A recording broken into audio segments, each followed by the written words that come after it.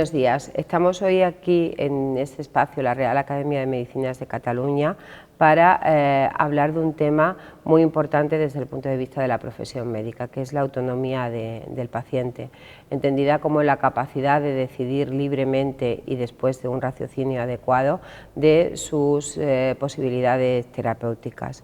Esto en ocasiones nos va a plantear dudas y estas dudas son las que venimos hoy a resolver. Para resolverla contamos con Núria Terribas Sala. Ella es jurista, es experta en bioética y tiene una experiencia de 30 años en este tema, perteneciendo a numerosos comités tanto nacionales como internacionales, cuenta con numerosas publicaciones y además realiza una actividad docente.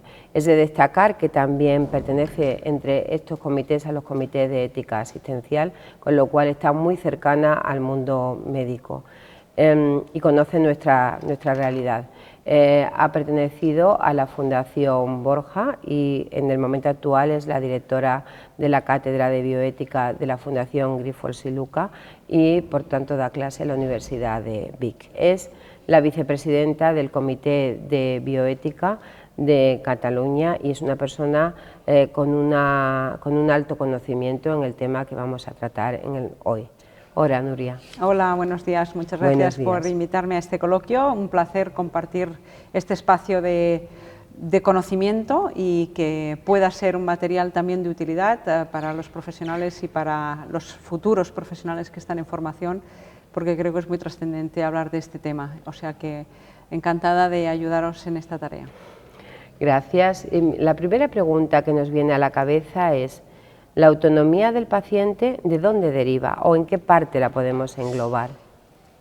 Yo creo que claramente desde la bioética esto es un tema que se ha trabajado mucho. El valor intrínseco del que deriva la autonomía es la dignidad personal, la dignidad de la persona como valor inherente al ser humano por el hecho de ser humano, de ser persona, y que todos tenemos y que vamos construyendo a lo largo de nuestra vida y que nos da llega un momento en que podemos ejercer plenamente esta visión de la dignidad personal a través de la autonomía. Es uno de los medios porque te permite construir tu propia vida a partir de decisiones libres, ¿no? Y por tanto la dignidad es la condición de posibilidad de luego ejercer una autonomía y una libertad individual de las personas.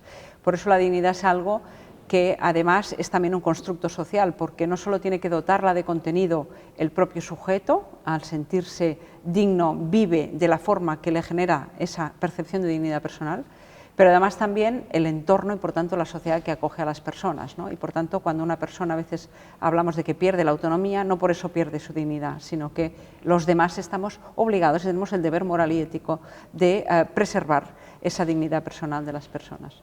Muy bien. Me gustaría saber si tienes un concepto de autonomía y sobre todo el concepto de que nos aclare cuál es el concepto de autonomía relacional.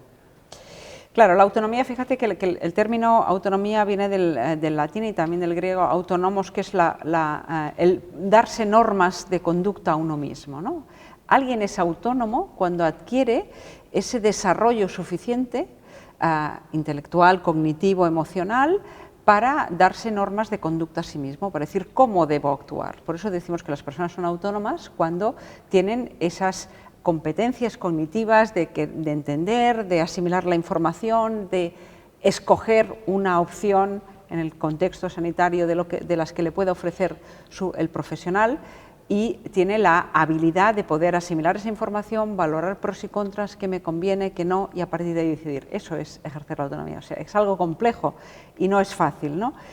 De todos modos, la autonomía como tal, aislada, muchas veces, y así la hemos adquirido de otras culturas bioéticas que nos han precedido, como es la cultura anglosajona, se ha concebido como algo muy individual, muy cerrado en el sujeto, ¿no? Y yo creo que en las culturas mediterráneas, y por eso también la bioética hay que desarrollarla desde el contexto en el cual debe ser aplicada, hay que incorporar ese elemento de la relación, del entorno del paciente. O sea, la persona puede ser autónoma, pero cuando toma decisiones probablemente no lo hace nunca de una forma exclusivamente individual y cerrado en sí mismo, sino contando con el entorno que le acoge. Y por tanto, o haciéndose acompañar en la decisión de las personas que él quiere, del propio profesional a quien pide ayuda, del contexto en el cual se encuentra, valorando ese contexto si me condiciona o no.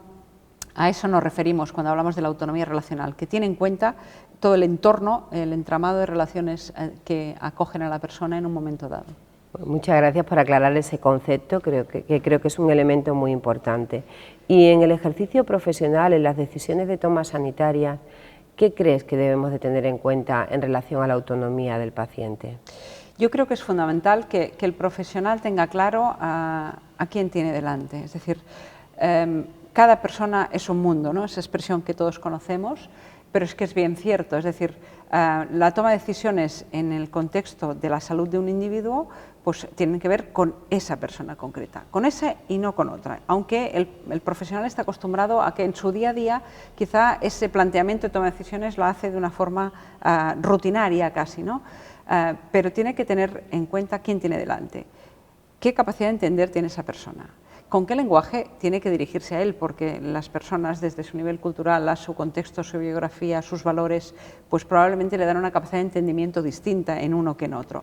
No es lo mismo una persona mayor que una persona más joven, que un adolescente, que una persona que está asustada por ese posible diagnóstico que le vamos a dar, que una persona que viene ya de una experiencia previa de enfermedad y que sabe muy bien con lo que se maneja. Es decir, hay que saber a quién tenemos delante y a partir de ahí adaptar ese acompañamiento, que yo creo que es lo más importante, el acompañamiento en la toma de decisiones, ¿no? El profesional tiene que dar una información imprescindible para que alguien pueda decidir, porque sin esa información hay una asimetría total, por tanto no puedes tomar decisiones sin conocer bien sobre qué, con qué pros y contras vas a decidir, y luego acompañar en ese proceso de decisión. Creo que eso es fundamental. Sí, lo que ocurre es que a veces nosotros en nuestra práctica asistencial nos vamos a encontrar con pacientes que no comparten nuestro criterio como médico. En este caso, ¿qué es lo que tendríamos que hacer o cómo tendríamos que actuar cuando le estamos ofreciendo una terapéutica al paciente y él nos está diciendo no la queremos, aunque nosotros pensemos que es la mejor? Realmente crea muchos conflictos éticos. Yo creo que genera conflictos porque hay poca cultura de la autonomía del paciente, eso para empezar, ¿no? Sin que se enfade nadie, ¿no? Yo creo que precisamente esos conflictos se crean porque el profesional parte de la base que él tiene el conocimiento, y lo tiene, y es cierto, y desde su experiencia y ese conocimiento le ofrece la mejor opción. Lógicamente, ¿no? Desde el principio de beneficencia le está ofreciendo la mejor opción. Pero claro, esa mejor opción tiene que también ponderarla como tal el paciente, que es sobre el que vamos a actuar. Cuando él no lo tiene claro y tiene dudas y dice, me lo tengo que pensar, o claramente rechaza un tratamiento, ¿no? Eso cuesta de asimilar al médico, ¿no? Porque resulta que, ¿cómo? Me está diciendo que no, algo que yo creo que va a ser eficaz, que le va a ir bien, que le va a funcionar, que va a mejorar su situación. Bueno, pero la persona es libre de, ante todas las opciones que yo le ofrezco, decir, pues mira, lo siento, pero no. Desde una tanda de quimioterapia que yo rechazo porque ya es la tercera y ya estoy harto y no quiero más, hasta cualquier otra acción diagnóstica o terapéutica que la persona pueda no aceptar, ¿no? Y yo creo que hay que asumirlo con respeto al otro, desde el respeto a la autonomía, porque si nos creemos de verdad lo de la autonomía del paciente, pues esa también implica que a veces nos diga que no, o que no esté de acuerdo con nosotros, ¿no? Y eso no tiene que generar ni frustración, lo que tiene que generar es empatía en intentar hacerle ver que es lo mejor para él, pero si finalmente dice no, pues respetar esa toma de decisión, porque en eso consiste que la persona autónomamente decida, ¿no? Y si hablamos de consentimiento informado, ¿cómo crees que la autonomía del paciente puede verse reflejada en el consentimiento informado? Porque pensamos que debe de ser muy necesario en el caso de que no acepte la terapéutica que le estamos ofreciendo. Pero ¿qué papel juega el consentimiento informado? Bueno, es que yo lo primero que haría es una crítica a cómo hemos implementado el consentimiento informado en nuestro entorno, desde el año 86 que tuvimos la primera Ley General de Sanidad, que es la primera que configuró como derecho la fórmula del consentimiento informado, porque lo hemos pervertido, ¿no? Y lo hemos convertido en un instrumento muchas veces burocratizado para que quede constancia en la historia clínica de que tengo la firma del paciente conforme me acepta esa opción o no me la acepta. pero en definitiva perdiendo la esencia de lo que es el consentimiento informado, que es un proceso de diálogo y deliberación con el paciente, donde yo le expongo todo aquello que la propuesta que le hago puede conllevar, pros y contras, riesgos, beneficios, en qué consiste, aclarar dudas, disipar miedos, probablemente todo eso tiene que ser en un contexto de diálogo, no puede ser en un papel firme aquí, ¿no? Y lo hemos convertido en eso, ¿no?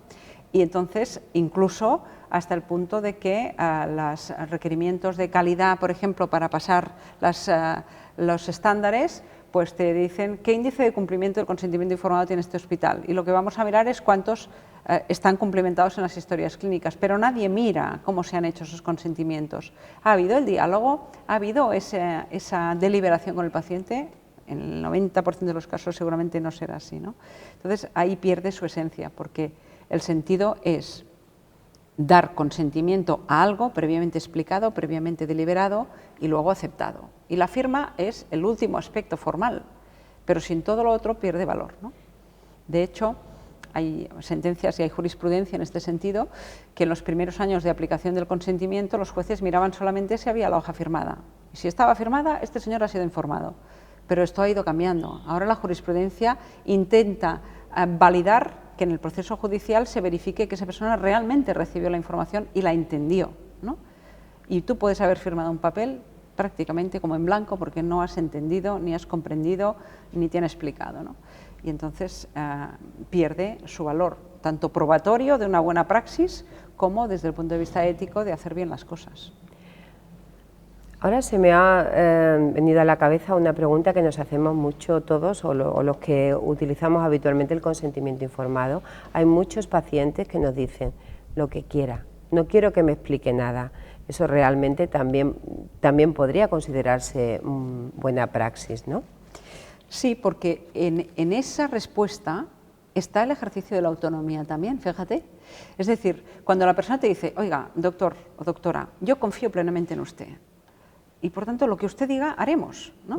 Y eso es una manifestación explícita de la relación de confianza que es ideal en la relación médico-paciente o médica-paciente, pero en cualquier caso tiene que ser una expresión de voluntad de la persona frente al profesional, pero no forzada porque ni siquiera le explico, le digo firme aquí y ya está. Entonces, si me hacen esta delegación de confianza, pues yo le puedo decir, bueno, pero mínimamente le voy a explicar qué vamos a hacer, ¿no? Porque eso más o menos todo el mundo quiere saberlo, ¿no? Pues mire, tendrá que prepararse así, la cirugía va a ir por ahí o lo que sea, ¿no?